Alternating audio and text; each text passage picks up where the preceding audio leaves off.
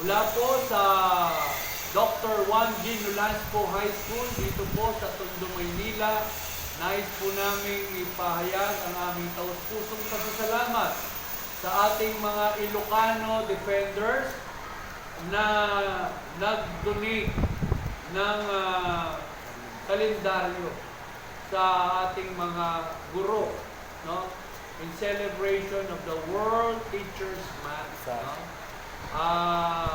Maraming salamat po sa ating coach ng bayan, Engineer Morgan Sai, ang ating kuya ng bayan, Solomon Sai, at syempre, ang dad ng bayan, Michael Sai.